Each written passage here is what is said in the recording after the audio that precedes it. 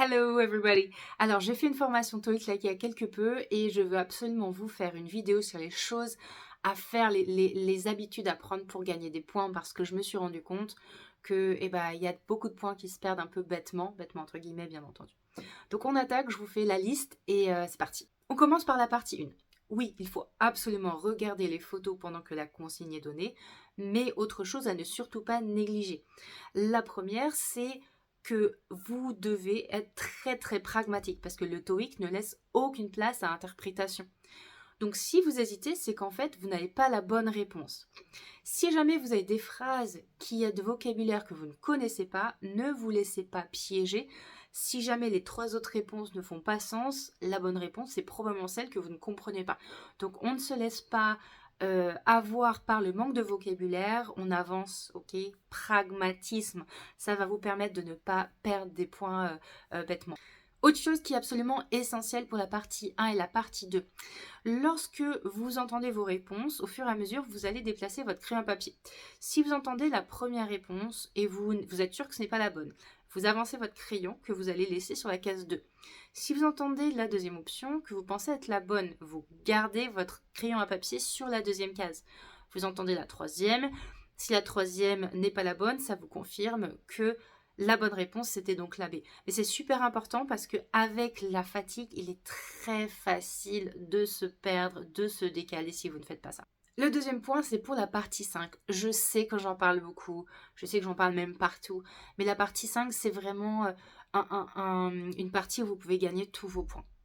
Parce que les notions de grammaire reviennent très souvent. Et ce que j'ai remarqué, donc à force de former les étudiants, c'est que les notions de grammaire sont apprises très vite, parce qu'il n'y en a pas beaucoup, comme je viens de dire. En revanche, le vocabulaire, si vous ne l'avez pas, vous allez perdre des points. En fait, vous ne pourrez pas vraiment progresser très rapidement.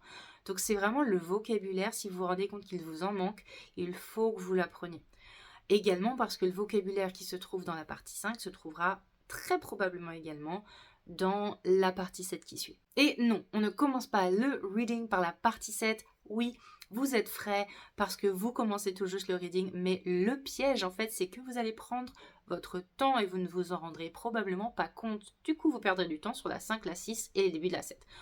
Donc, on va toujours commencer par la 5 parce que c'est la grammaire, les automatismes, ce sera très rapide, ce sera 10 minutes grand maximum, ok, grand maximum, si vous avez votre vocabulaire, vous avez votre grammaire, quelques secondes par question et c'est fait. La partie 6 prendra peut-être un peu plus de temps parce qu'elle demande de temps en temps de la lecture, surtout quand vous devez choisir les phrases selon le contexte, mais c'est pareil, la moitié c'est la même méthodologie que la partie 5. 10 minutes maximum, et ensuite vous aurez le temps sur la partie 7. Vous aurez plus de 45 minutes.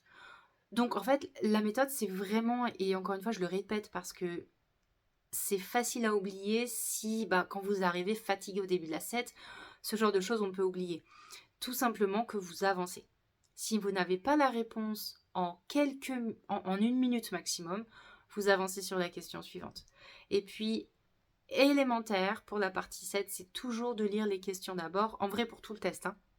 La partie 7, c'est essentiel, vous êtes fatigué, de lire les réponses d'abord. Je ne conseille pas, ça dépend de votre concentration, tout le monde est différent. Mais moi, je ne conseille pas de lire toutes les questions d'un texte d'un coup, parce que ça fait plus à lire, vous allez vous fatiguer, vous allez probablement pas réussir à retenir, encore une fois, tout le monde est différent, mais d'expérience, les étudiants ont du mal à tout retenir, et c'est absolument normal. Vous lisez une question et leur réponse, vous chopez dans le texte, etc., etc., etc. Ça vous demandera moins de lecture, moins de concentration, et ça, c'est super important. Voilà, on arrive à la fin de la vidéo. Croyez-moi, si ça vous paraît anodin, ça ne l'est pas. Je vous rappelle que après 10 bonnes réponses, chaque bonne réponse, c'est 5 points. Et cette méthode, elle vous permet d'asseoir votre tranquillité, d'asseoir votre rythme. Et ça, c'est ultra important. Vous pouvez gagner en appliquant toutes ces petites méthodes. J'en ai donné 3 seulement. Et même en appliquant que celle-là, vous pouvez facilement gagner 50 à 60 points parce que ça va très vite. Voilà, si cette vidéo vous a aidé ou vous a plu, n'hésitez pas à laisser un petit like, à vous abonner. Et je vous retrouve lundi prochain dans une nouvelle vidéo.